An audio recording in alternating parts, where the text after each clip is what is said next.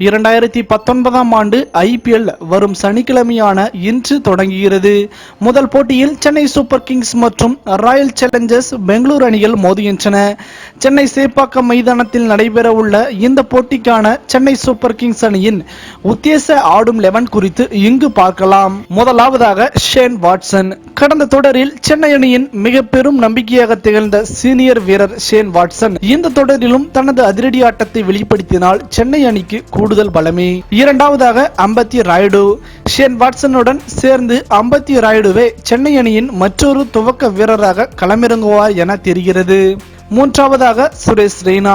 குட்டித்தலா என ரசிகர்களால் அழைக்கப்படும் சுரேஷ் ரெய்னா இந்த தொடரில் சிறப்பாக விளையாடி இதன் மூலம் இந்திய அணியிலும் இடம் பிடிக்க வேண்டும் என்பதே ஒட்டுமொத்த இந்திய ரசிகர்களின் எதிர்பார்ப்பாக உள்ளது. நான்காவதாக தோனி.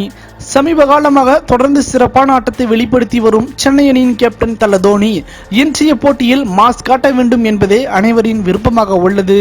ஐந்தாவதாக கேதர் ஜாதவ். ஆல்ரவுண்டர்கள் வரிசையில் கேதர் ஜாதவ் இடம்பெறுவார் என தெரிகிறது. இவர் தனது பங்களிப்பை சரியாக செய்து கொடுத்தால் சென்னை அணிக்கு பந்துவீச்சு மற்றும் பேட்டிங் என இரண்டிலுமே கூடுதல் பலம் கிடைக்கும். அவரை தொடர்ந்து டேவிட் வில்லே. சென்னை அணியின் மற்றொரு ஆல்ரவுண்டராக டேவிட் வில்லே இடம்பெறலாம் என தெரிகிறது. அதே வேளையில் டேவிட் வில்லேவிற்கு பதிலாக சாம் பில்லிங்ஸிற்கு வாய்ப்பு வழங்கப்படலாம் எனவும் சில தகவல்கள் தெரிவிக்கின்றனர். அடுத்ததாக டொவைன் பிராவோ. சென்னை அணியின் நம்பிக்கை நாயகனாக டொவைன் பிராவோ வழக்கம் போல தனது பங்களிப்பை சரியாக செய்து கொடுப்பார் என்பதில் சந்தேகமே இல்லை.